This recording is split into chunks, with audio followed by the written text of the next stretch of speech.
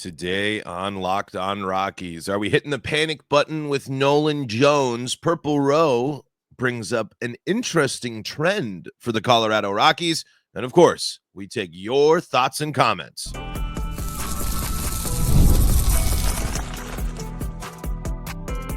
You are Locked On Rockies, your daily Colorado Rockies podcast. Part of the Locked On Podcast Network, your team every day.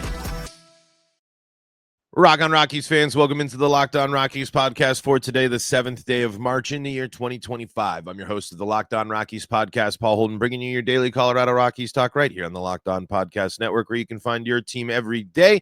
And if your team is the Colorado Rockies, guess what? You're in the right spot, because that's what we do around here each and every day, free and streaming on your favorite streaming services and on the Locked On Rockies YouTube channel, where you can be part of the show. You can fire off your Rockies hot takes. You can let me know what's on your mind when it comes to the Colorado Rockies, just like you all have been doing. Really busy week for the Locked On Rockies YouTube comment section. It's been popping off there. So if you got thoughts, if you got stuff on your mind, that's the best place to let me know. I want to hear what's on your mind when it comes to the Colorado Rockies. So head on over there to the Locked On Rockies YouTube comment section, fire off those takes there, and we'll talk about them on the show here and have a good time doing it. Today on the episode, we are going to talk about a Purple Row article highlighting the fact that the Rockies have been busy in March over the past couple of years. Going to talk about that and any possible maybe moves that the Colorado Rockies might be making. And we're going to talk about Nolan Jones today.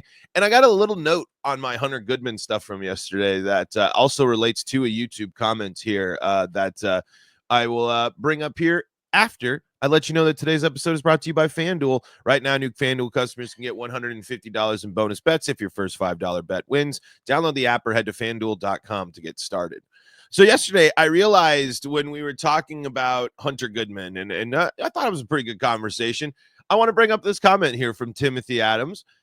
It says, it comes down for Hunter being a good catcher. I understand the offense, but if Stallings and Romo have better connections with the pitchers and defense, they should win out.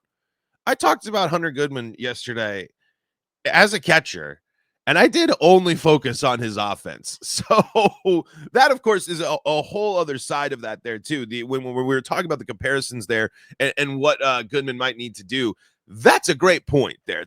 I mean, when we're talking about a position where the defense matters greatly, catcher is one of those positions, right? So while I didn't dive deep into that, I think that comment kind of summarizes exactly that too. The big stuff is Hunter Goodman can be valuable on offense in other roles, certainly, but if he's going to be a catcher, let alone the starting catcher for the Colorado Rockies, the defense has to be there. And we know Stallings has been a pretty darn good defensive option, also showing flashes there with the bat. Again, I am not really I'm not really opposed to how the Rockies have handled catcher right now. I mean, I think when there was that point in the offseason where Stallings hadn't been re-signed yet, and it was like, are we really ready to go Goodman Romo? Like, are we really ready to just say, this is the move, this is what we're going with, this is what we're focused on? I didn't think the Rockies were quite ready for that. And I think Stallings is going to be a guy that's going to be able to help both of those guys get better. I think both Goodman and Romo still need to reach certain levels and hit certain points in their development before we're confident in calling them the starting catchers for the Colorado Rockies there. So I just wanted to bring up that note. We'll have more comments from that episode yesterday, of course, because we knew people were going to be talking about it, because we knew I talked about it, because that's where the Locked On Rockies YouTube comment section was talking about. So I want to head over to Purple Row here, and this is from Joel Milholm, and this is, will the Rockies make a significant move again this March? Again, this is from Purple Row here, and this caught my eye because I didn't even realize this and didn't realize how busy the Rockies have been in the month of March. Here's how this piece opens. An interesting trend has emerged for the Colorado Rockies during the month of March over the last 3 years. Just days before opening day each season, the Rockies made at least one move that significantly impacted their roster. And so, and it's pretty crazy. You're like, really? What did they do? So here's more from the piece. Last year, 4 days before the season started, the Rockies acquired Jake Kay from the Phillies, and then also Colorado traded Joe Rock for Greg Jones, who went on to play 6 games for the Rockies. That mentioned there that one not nearly as impactful, but a move that happened in March. The year before, in 2023, March was busy again as Colorado signed free agents Brad Hand and Mike Moustakas earlier in the month before agreeing to terms with Jurickson Profar on March 21st. That was 9 days before the season started. So there was that's what happened in 2023. And in 2022, the Rockies were extremely busy in March. The lockout delayed earlier offseason transaction and pushed back the start of the season by about a week. On March 16th, the roster changes started with signing free agents Jose Iglesias and Chad Kuhl. Iglesias took over the shortstop vacancy left by Trevor Story, playing 116 games at shortstop and 2 as DH. Kuhl was a key member of the rotation, starting the third most games for Colorado at 27. 2 days later, the Rockies revved up the action even more, signing Chris Bryant to the infamous 7-year deal for $182 million. Even then, the Rockies weren't done, as on March 24th, they traded Raimel Tapia to the Blue Jays for Randall Grichuk. So Cave, Profar, Kuhl, Iglesias, Bryant, and Grichuk were all major moves because each player became a fixture in their roster and or on the payroll, despite not joining the team until just before the season started. While no moves have been major this offseason, the Rockies signed free agents Kyle Farmer and Thairo Estrada and Scott Alexander, as well as many others like Nick Martini to minor league deals. It is if recent history is any indicator, the Rockies might not be done, but changes also might depend on how healthy the Rockies stay the rest of spring training. So interesting there, right? I thought that was a really good, interesting. I didn't realize all that had happened so close to the beginning of the season, and it's interesting. It's fascinating, right? Like, why does it take the Rock? I'm wondering within the process there, and going through things, and maybe it's how the free agent class or the market shaped out. Why does it take so long until March to get things done for the Colorado Rockies? Why does it wait? Why over the past few seasons have they had to wait until March in order to start being their most active? Again, there's the lockout and different kind of reasons there, I'm sure, but it does just kind of make you scratch your head a little bit. Not in a way that I'm sitting here like raising, getting the torches and pitchforks out here. It's just interesting. It's just why has it seemed like all slow off season? Maybe a little bit of something here or there, and then a flurry of moves in March. Is it because they've seen the team a little bit? They got an idea. They know other people they've seen where players are or aren't, in the terms of some contracts there, and then they make those moves.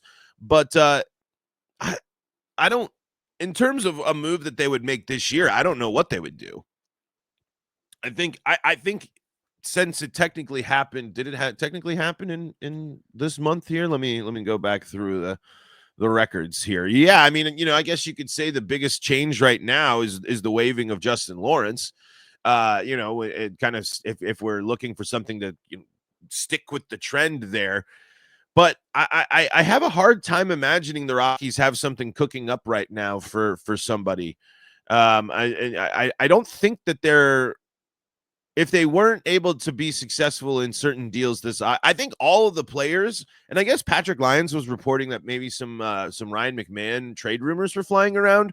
I don't know about reporting, but talking about it on the Rockies Insider there the other day. That would be hugely shocking to me. I mean, again, I really don't think.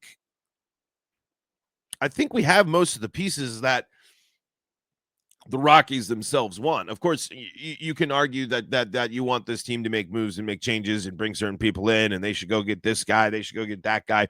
Everyone's going to have that argument, but let's be real though. When you think about the Rockies and you think about where they're at and you think about the offseason that they just had, do we really think that this team is poised to make some sort of ground-shaking move? And a Ryan McMahon, in terms of the Rockies, that's a ground-shaking move. I mean, that's a franchise guy. We were just talking about Rockies commercials. I mean, that's a guy in the commercials. That's a guy that has been he hasn't been Charlie Blackmon, but he has been up there in terms of names synonymous with the Colorado Rockies of late. And I don't know why a Ryan McMahon deal would come to fruition now versus when he was playing all-star caliber baseball last year at the trade deadline.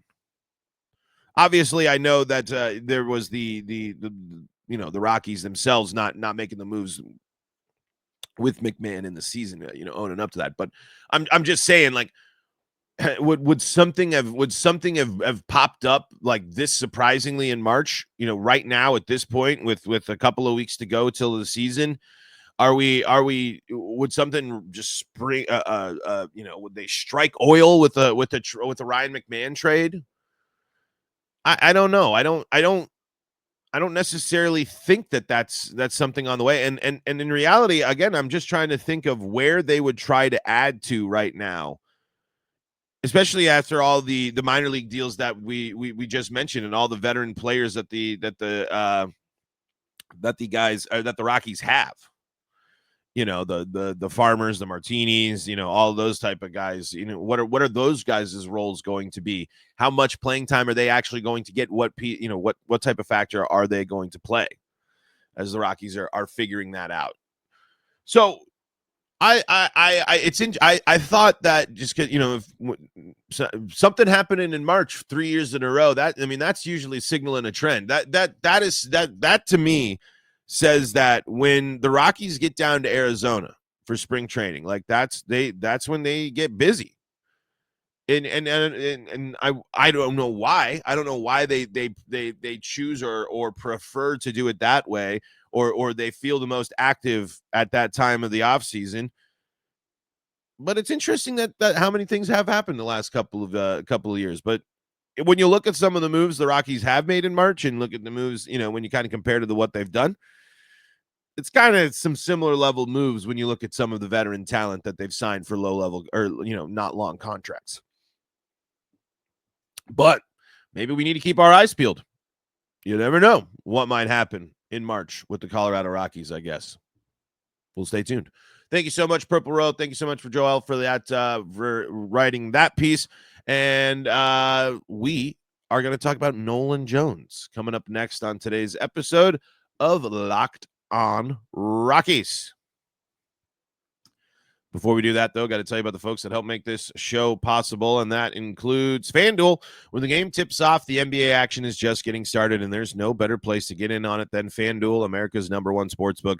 With FanDuel, you can place live bets throughout the game, so even if you miss the opening tip-off or want to bet on a fourth-quarter comeback, you can just stay in the action. And if you're looking for a bigger payout, you can even combine your live bets into a same-game parlay. You can use that live betting feature so you can stay locked into every moment of the game, whether it be backing your team for a late game rally or picking a player to hit a clutch three. You'll never feel like you miss a chance. Plus, the app is easy to use, and when you win, you get paid instantly. Right now, new customers can get $150 in bonus bets if your first $5 bet wins. Just visit FanDuel.com to join today. That's FanDuel.com for your shot at $150 in bonus bets. Make every moment more with FanDuel, the official sports betting partner of the NBA.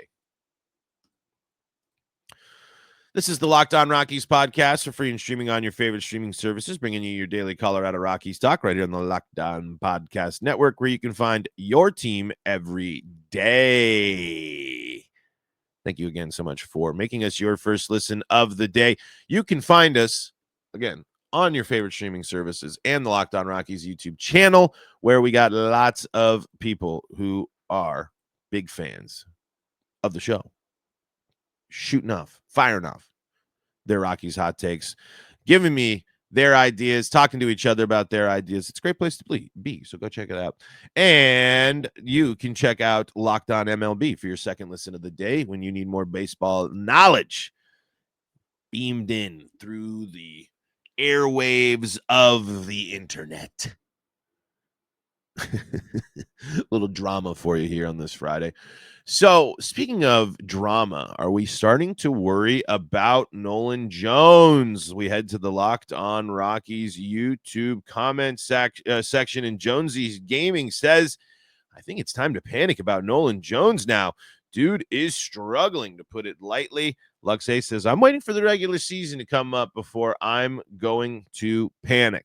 And that's the right way to do it here, because the big issue with all of this analysis, because it goes with all the positives that we talked about the Rockies. We brought up those great stats from Patrick Lyons yesterday. We brought up the fact that the Rockies are playing good baseball in spring, but it's spring. I think Nolan Jones, here's where we're going to enter that panic point sooner rather than later. But for a young guy who battled injuries last year that showed as much flash as he did, I'm not sitting here just chalking up my worry to 26 plate appearances in spring training. Now, they haven't been great appearances in spring training, mind you. 26 plate appearances, and in that time, he's gotten 3 hits, 1 RBI, 2 walks, 6 strikeouts for a batting average of 125, an OBP of 192, and a slugging of 125, an OPS of 317. That certainly is a problem.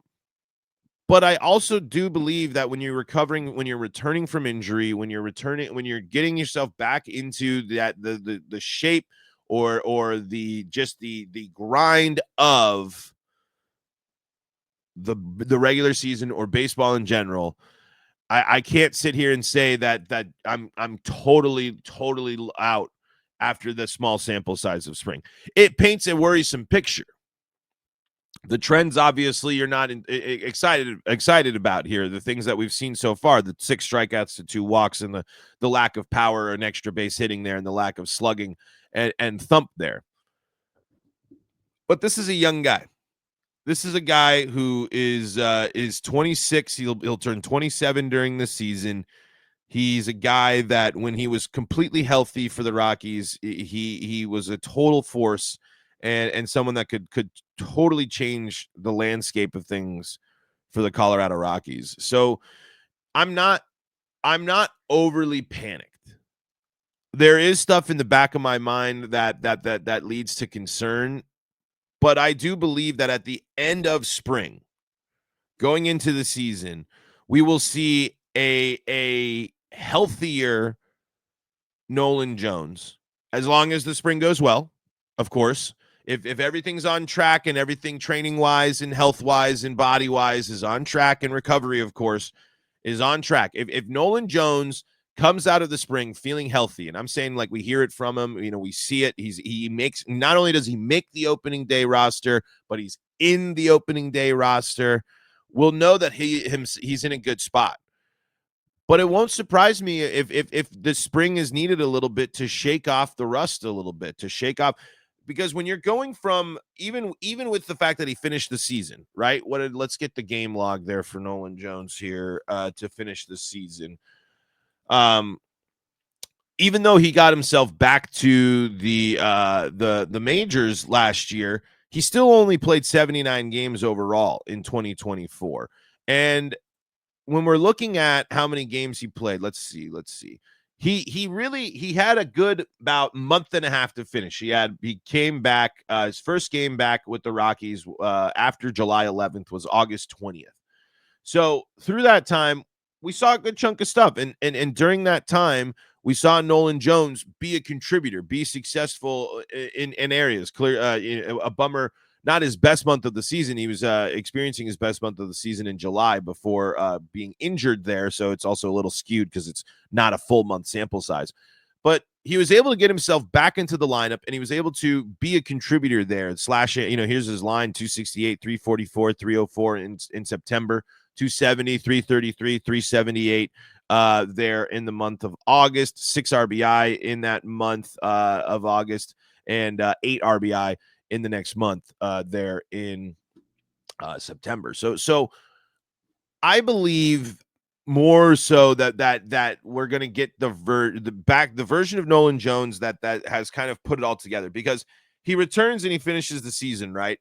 But it was still after an injury that sidelined him for an extended period of time last year. So when you get to the offseason after that last year, you have to make sure you're not able to just go full into your normal workouts program or offseason program if you're healthy, right? Got to get the full recovery there, then get into your training. Then that already brings you into spring training and ramping up and leading into spring training. So I think the extended time here, and I think I think by the end of spring, if Nolan Jones is on the right track, we'll see these numbers improve and we'll feel more confident. I can see why people are hesitant and worried right now, though. I mean, again, the stat line ain't pretty, but we've also seen Nolan Jones make a nice diving stop out there in left field. We've also it's not even 30 at bats that have happened so far this spring. I think there needs to be way more time allowed for Nolan Jones at this stage. Now, first month of the season rolls around and things aren't going well. There will be question marks sooner rather than later because it has to be recreated. We've talked about consistency. We talk about playing solid stretches of baseball.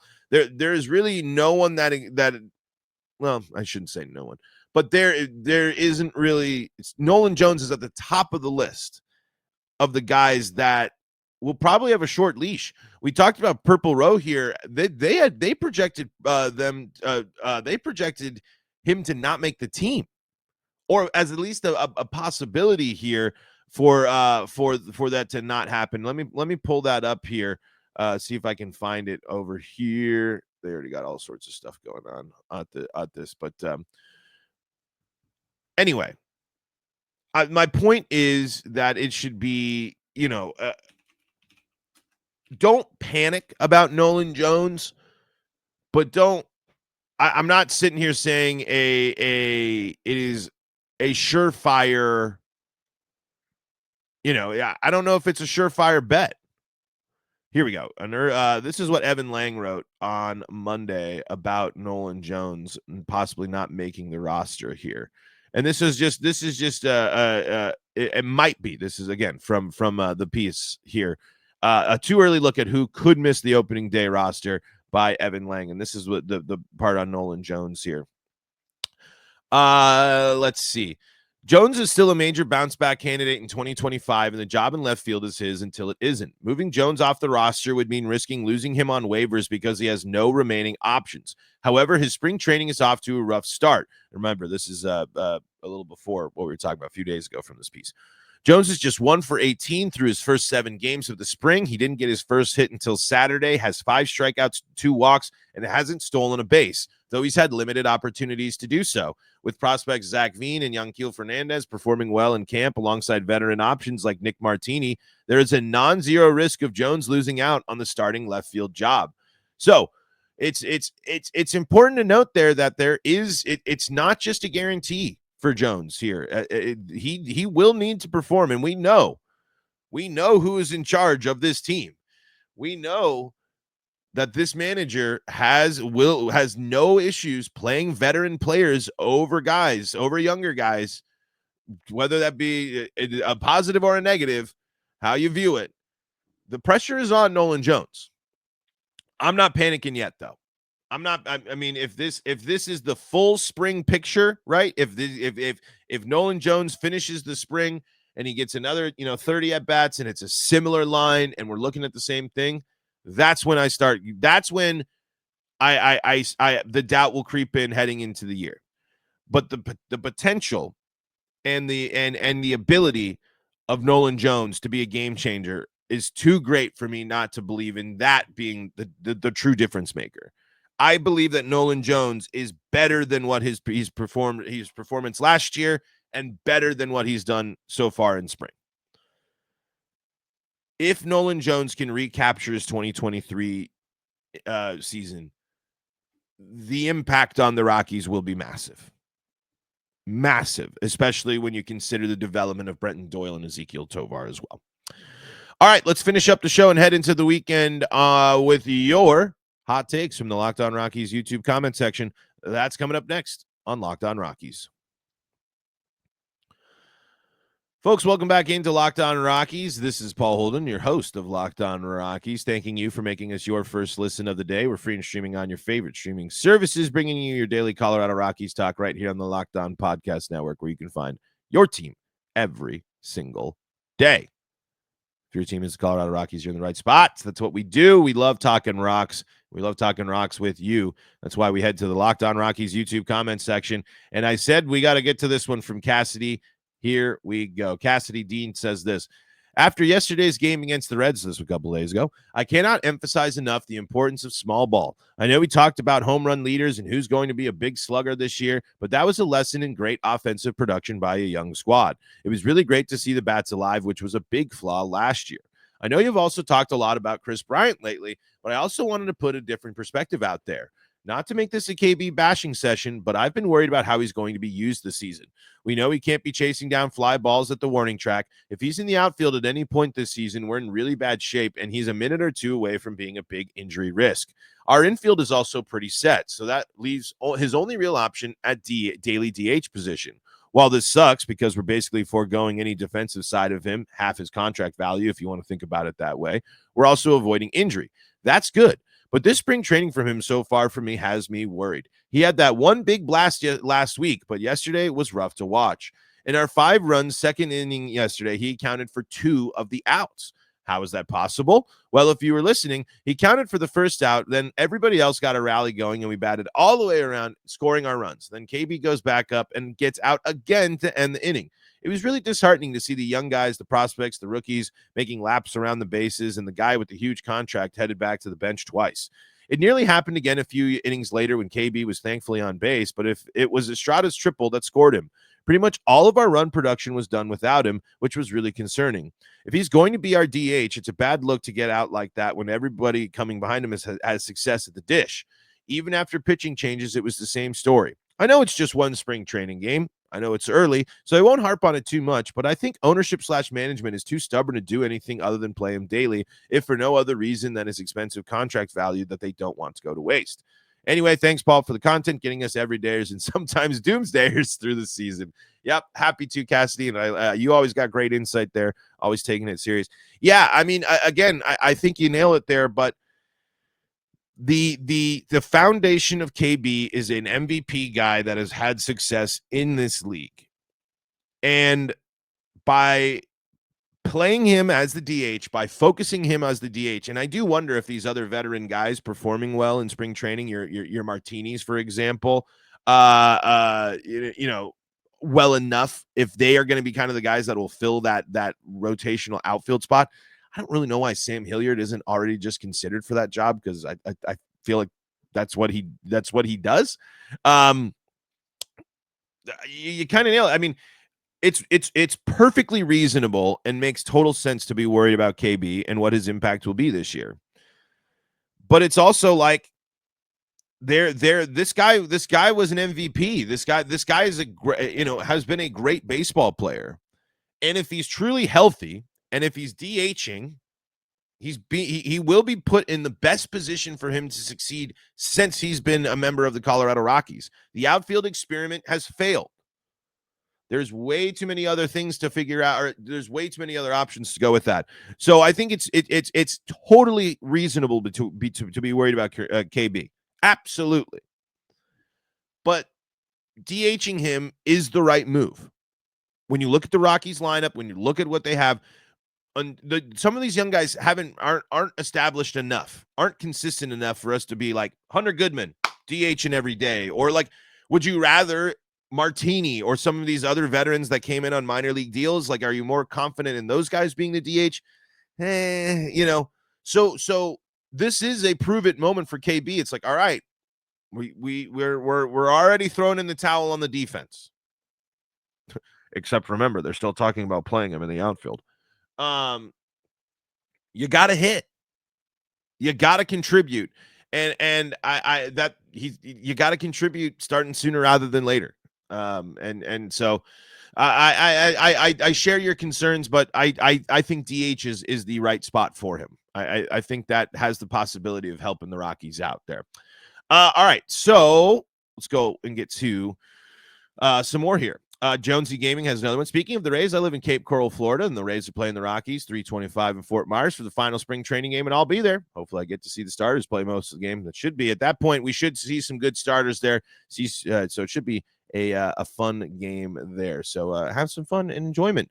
Here's what Drew says. Hunter Goodman stinks. Jacob Stallings is king. The 2024 stats show a clear starter offensively and defensively. Yes, definitely shows a clear starter. Jacob Stallings is the starter for sure. I was just curious because, again, say Stallings gets traded at the trade deadline. Do you go Goodman as the main starter? Do you go Romo? Do you kind of just base it off the pitcher? Just an interesting thing. But yes, Stallings has been kind of just filling that Elias Diaz role of like solid. I'm not complaining about the catcher position. I don't think that there's anything too wrong there. And Stallings certainly has contributed on both sides of the ball. So I was just kind of thinking of what might happen if in case the Rockies have a new starting catcher coming up there. But tough words for Hunter Goodman there from Drew. Felix says, hey, Paul, any news on our City Connect jerseys? Any colors you're hoping they use? I want the white and black vest back. I think there's a great chance it could be a vest. Colors, I really don't know. As Luxace says, from what I've heard, our new City Connects will be based on Red Rocks, so that could be cool. A reddish purpley mix with the Red Rocks. The problem is I love the purple. Like I give me purple all the time. Give me the and I originally it took a bit, but I actually started the green. I actually ended up liking the City Connects pretty good, and with some of the other City Connects that came out, the Rockies ended up having a cool one. I got no insight into any of that stuff, so I got no idea. But I don't know. I know it's a lame thing to say, but I want creative purple stuff, and I think it could be kind of cool. And this might be crazy. Do you go kind of minor leaguer, or do you go like San Diego and kind of do a dinger inspired like splatter kind of paint, multiple colors to, make it look like the Triceratops egg or something like that, like a dinger variant? Might be controversial though. There we go. Let's see. Well, folks, there was a couple more there, but anyway, Luxace was getting worried. Don't worry too much about the schedule. We'll have to see. The Rockies, the away schedule is tough for the Rockies, but playing on the road is always tough for the Rockies. So thank you again so much, all you folks, for tuning in. Thank you so much again for firing off your hot takes. Really do appreciate it. I want to talk about the stuff you want to hear about, so keep letting me know what's on your mind in the Locked On Rockies comment section. And folks, that's going to do it for us today on Locked On Rockies. And you can find us on your favorite streaming services and on the Locked On Rockies YouTube channel. For your second listen of the day, go check out Locked On MLB with our guy Sully. And if you need more Colorado sports coverage, Locked On Broncos, Locked On Avalanche, Locked On Nuggets, and Locked On Buffs, all free and streaming on your favorite streaming services. Until next time, I'm Paul Holden saying so long from the Locked On Rockies podcast.